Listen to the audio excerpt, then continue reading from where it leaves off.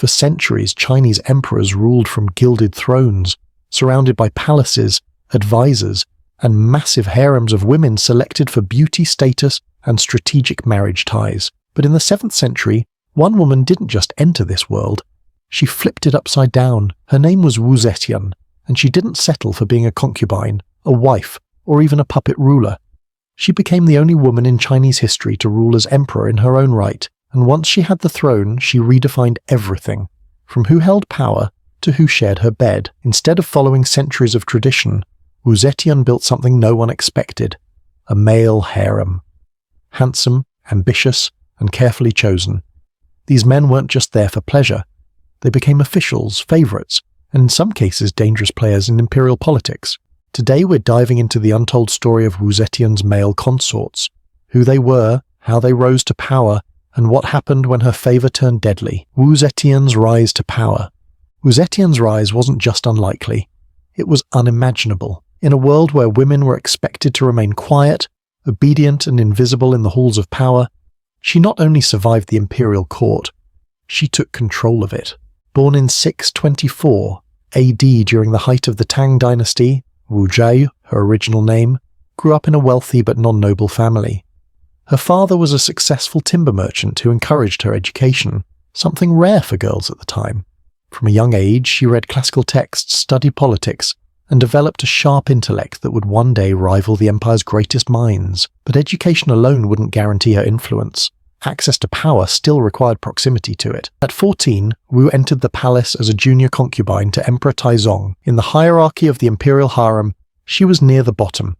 Taizong had hundreds of women, and most concubines never saw the emperor more than a few times, if at all. But Wu was observant. She watched the way power flowed through the palace, who the emperor trusted, which advisors had influence, how court factions formed and dissolved. She wasn't just trying to survive court life, she was studying it. When Taizong died in 649 AD, custom dictated that his concubines retire to a Buddhist convent for the rest of their lives. These women were considered the emperor's property, even in death, and could not marry or return to court. Wu was sent away, shaved her head, and entered religious isolation. For most, this would be the end of the story. But Wu didn't accept the rules. Somehow, whether through charm, planning, or help from within the palace, she returned to court, this time as a concubine to the new emperor, Gaozong, Taizong's son. This was unthinkable. No woman had ever moved from one emperor's harem to another's, let alone from father to son. It was taboo on every level, personal, political, religious. But Wu came back with purpose. She had learned how the court worked, now she would shape it. Back in the palace, she quickly outmaneuvered her rivals. The empress was accused of heinous crimes and deposed. Prominent concubines were silenced or eliminated. One by one, Wu dismantled the old power structure and built her own. She wasn't just aiming for status. She was carving a path to the throne. As Emperor Gaozong's health declined, Wu stepped in, not just as consort, but as a de facto ruler. She issued imperial decrees, made key appointments, and personally handled court disputes. She sat beside him in court sessions, a role traditionally forbidden to women. Eventually, she was the one making decisions while Gaozong faded into the background. By the time he died, Wu Zetian was already the most powerful person in China, but not yet its ruler in name. That changed in 690 AD. At age 66, she formally declared herself Emperor of China, establishing a new dynasty, the Zhou dynasty, interrupting the Tang line and placing herself as the supreme ruler. She didn't call herself Empress. She claimed the same title as the male emperors before her, becoming the first and only woman in Chinese history to rule in her own name as emperor. Her dynasty was short-lived but powerful. It wasn't a symbolic title or a figurehead position. Wu Zetian governed with full imperial authority, expanding the bureaucracy, reforming civil exams, and promoting officials based on talent rather than family name. She brought fresh minds into government and reshaped China's ruling elite. And yet, for all her administrative strength, what truly shocked the empire wasn't just her policies, it was her personal life. As ruler, Wu didn't just challenge political norms, she would soon challenge one of the most sacred and gendered traditions in imperial China, the structure of the harem, reshaping imperial power. Wu Zetian didn't just seize the throne, she reshaped the very machinery of imperial power. Once declared emperor in 690 AD, she knew that holding the title wasn't enough. In a court built on Confucian tradition, where women were expected to obey their fathers, husbands and sons. Her rule was an open rebellion against the natural order, at least in the eyes of many elite officials. So she rewrote the rules. One of her boldest moves was expanding and reforming the civil service examination system, the foundation of China's merit-based bureaucracy. For centuries, high-ranking positions were dominated by men from aristocratic families. Wu Zetian believed power should belong to the capable, not just the well-born. She opened government positions to talented men of lower birth, allowing scholars and commoners to rise through merit, many of whom became fiercely loyal to her, since their success was tied to her reforms. She placed her own people in key roles, not just family members, but outsiders she trusted. Many were young, ambitious men who owed their careers to her, and unlike many rulers before her, Wu Zetian personally reviewed petitions, reports, and court documents. She was deeply involved in daily governance, often more informed and engaged than her male predecessors. She also empowered women at court, most notably Shangguan Wana, a brilliant poet and strategist who became her personal secretary and policy advisor. Wana handled correspondence, drafted imperial edicts, and played a key role in managing the court, proving that Wu's belief in ability over birth extended to gender, at least in rare cases. But Wu's power didn't come without resistance. Many Confucian scholars and bureaucrats saw her rule as a violation of natural law. They questioned her right to sit on the dragon throne and used every opportunity to undermine her decisions. To stay ahead, Wu developed a network of spies and informants, gathering intelligence on dissenters within the court. Her rule was not just about reform, it was about survival. At the same time, she knew the importance of appearances. She supported Buddhism publicly, commissioning grand temples and statues to legitimize her reign through divine imagery. One Buddhist prophecy spoke of a reincarnated ruler who would bring peace and wisdom. Wu positioned herself as that figure, merging political power with spiritual symbolism. Under her reign, the court became more centralized, more efficient, and more loyal to the emperor herself. She controlled the narrative, eliminated rivals, and maintained an iron grip on the mechanisms of state. But even as she built one of the most stable and effective administrations of the Tang era, rumors swirled, not about her laws, but about her lovers. Because behind the polished structure of her government, Wu Zetian was preparing to challenge one more cornerstone of imperial tradition, the idea that only men could keep harems, breaking tradition, the male harem. If ruling as a woman wasn't enough of a challenge in a male-dominated empire, Wu Zetian took it a step further. She shattered one of the most sacred symbols of imperial masculinity, the harem. For centuries, the harem was a hallmark of male power. Chinese emperors surrounded themselves with hundreds, sometimes thousands of concubines. These women weren't just companions, they were pawns in a high-stakes game of succession, politics, and prestige. Their status depended on the emperor's favor, and their children, especially sons, could rise to power if the stars aligned. Wu Zetian inherited that system, but as the first and only female emperor, she had no precedent to follow, and she had no interest in imitation. Instead, she built something entirely her own, a harem of men. This decision wasn't just unconventional, it was unthinkable. A woman ruling China was already an affront to Confucian ideals, but a woman surrounding herself with male consorts. That was a direct assault on patriarchal tradition, and yet she did it. Wu Zetian selected young, attractive men, many from humble backgrounds, to serve as her personal attendants and companions. But unlike the silent concubines of past emperors, these men were not confined to the shadows. Some were given political positions, others were elevated to court favorites with influence far beyond the bedroom. Their closeness to Wu Zetian became a source of both power and danger. Her harem was more than scandal. It was a statement, a reversal of centuries of gender roles. In the traditional view, women were to be obedient and faithful to a single man. Wu Zetian openly rejected that double standard. While later historians accused her of indulgence or lust, her actions had deeper meaning. She was showing the world that she would rule as men had ruled, including in matters of desire, intimacy, and court hierarchy. Some later accounts even claim she once said, "If male emperors may keep harems of women, why should a female emperor not do the same with men?" Whether or not she actually spoke those words, the sentiment echoes throughout her reign. This bold move deeply unsettled traditional officials. It wasn't just her relationships that drew criticism, it was the fact that these men, elevated by personal favor rather than their aristocratic lineage or scholarly merit, had direct access to the emperor. And in imperial China, access was everything. Wu Zetian's male harem blurred the lines between public authority and private desire. For her, the harem was not only personal, It was political. Each man selected, each title granted sent a clear message. The rules had changed. She would not be confined by the roles written for women or emperors, and as her male companions began gaining influence in court, the structure of power itself began to shift. This wasn't just a woman on the throne. It was a woman rewriting the empire, selection process and criteria. Wu Zetian wasn't content with bending the rules. She wanted to rewrite the system. While her male harem may have begun in secrecy or informality, it didn't stay that way for long. Eventually, Wu did what no emperor before her had done. She institutionalized her harem, giving it a name, a structure, and a place in the imperial order. That institution was called the concubine. The concubine, which roughly translates to Court of Harmony and Union, was established in 699 AD. To the outside world, it was a formal government department responsible for palace affairs, ceremonial duties, and literary tasks. But in reality, the concubine was something entirely new, a carefully crafted structure that legitimized the presence and influence of Wu Zetian's male consorts within the court. This was a revolutionary move.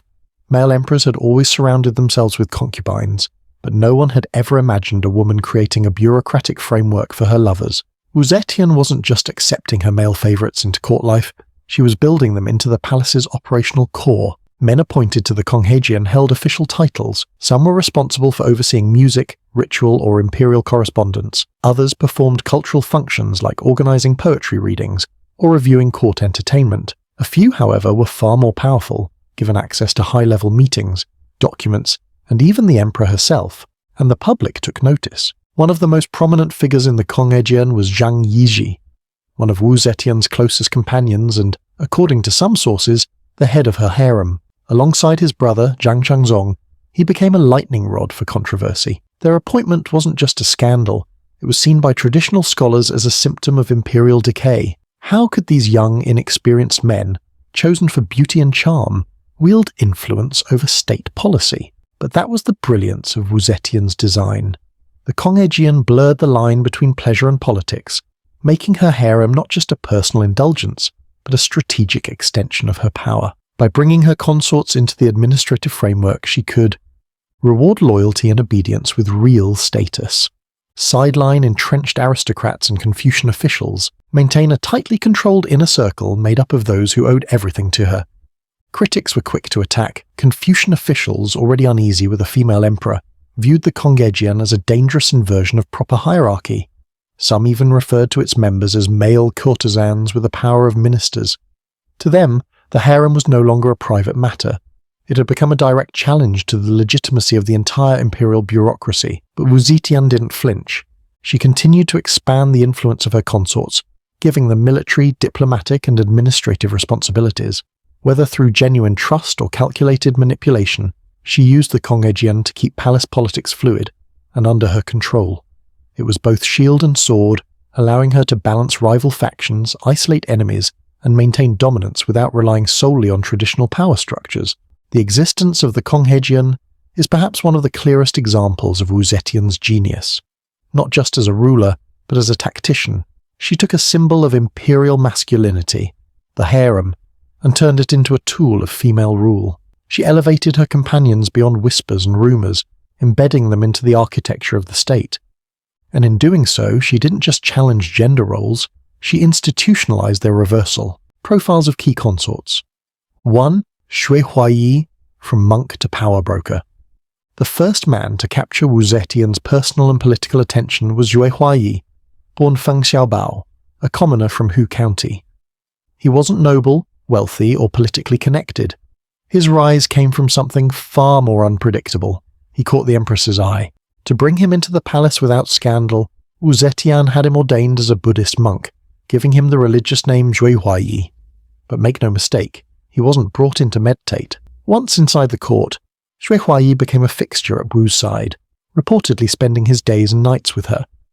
His transformation from monk to imperial favorite was swift, and so was his accumulation of power. Wu Zetian granted him titles, horses, palatial privileges, and perhaps most tellingly, authority.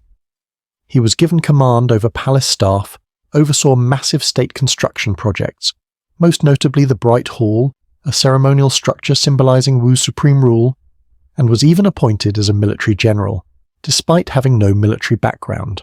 But with power came arrogance. Xue Huayi became reckless. He insulted senior officials, abused his privileges, and clashed with Taoist monks, Wu Zetian's religious rivals. His increasingly erratic behavior strained even his relationship with the empress herself. Then, in 694 AD, things went too far. After a dispute, Xue set fire to the Bright Hall, a monument to Wu Zetian's rule. Whether it was a political protest, a jealous act, or pure recklessness, it was his final mistake. Not long after, he was ambushed, beaten to death, and cremated at White Horse Temple. His name was stripped from official records, erased as if he had never existed, but history remembers him as the first and most volatile man in the emperor's harem. 2.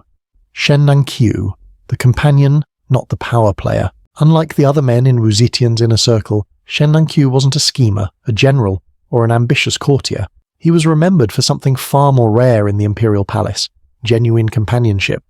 Some sources claim that Princess Taiping introduced him to her mother. Others say he entered the court as an imperial physician, a man of learning and calm demeanor. Regardless of how he arrived, Shen Nanqiu's presence stood out. He was a musician and a poet, known for his mastery of the guqin, a traditional Chinese string instrument. His playing reportedly captivated not just the empress, but the entire court. He composed poetry that echoed Wu Zetian's literary sensibilities and offered her quiet, intellectual conversation instead of political maneuvering. He wasn't seeking power, he was simply present, and that made him unique. Unlike others in the palace who schemed and flattered to maintain favor, Shen Nanqiu remained a quiet presence in Wu Zetian's life. No records place him in battles or policy decisions. His connection to the empress was emotional, artistic, and possibly romantic, but not political. His death remains mysterious. One story suggests he accidentally poisoned himself, miscalculating a medicinal tonic he prepared for himself. Others suggest court rivals may have played a role. Either way, his passing was quiet, just like his life in court. And yet, his memory endures. Not for power or scandal, but for the rare humanity he brought to the most dangerous palace in China. 3. The Zhang brothers: beauty, power, and downfall. No figures from Wu Zetian's harem were more powerful or more feared than the Zhang brothers, Zhang Yizhi and Zhang Changzong. They entered the palace around 697 AD, reportedly introduced by Princess Taiping, who knew her mother's preferences well: young, charming, and beautiful. The brothers were both, with delicate features, elegant manners, and unwavering loyalty to Wu Zetian. They quickly became indispensable. But unlike other consorts, the Zhang brothers didn't just enjoy the empress's favor, they wielded power. Zhang Yizhi was placed in charge of the concubine, effectively becoming the head of the harem and a gatekeeper to the emperor. His brother was given military titles and diplomatic responsibilities, despite lacking formal qualifications. Together they controlled access to Wu Zetian, meaning no one could gain imperial favor without going through them. This made them powerful, but also dangerous. To conservative officials, their rise was the final straw. For decades they had tolerated Wu Zetian's rule, even grudgingly accepted her reforms. But now, two young men, viewed by many as little more than courtiers with pretty faces, were helping shape national policy. The court bristled with tension. By the early 700s, Wu Zetian's health was fading. She was in her 80s, and many believed she was too reliant on the Zhang brothers. Behind closed doors, plots formed. In 705 AD, a palace coup struck. Senior officials and generals stormed the palace to restore the Tang dynasty. Wu Zetian was forced to abdicate. The Zhang brothers were among the first to die, seized, executed, and publicly displayed as a warning.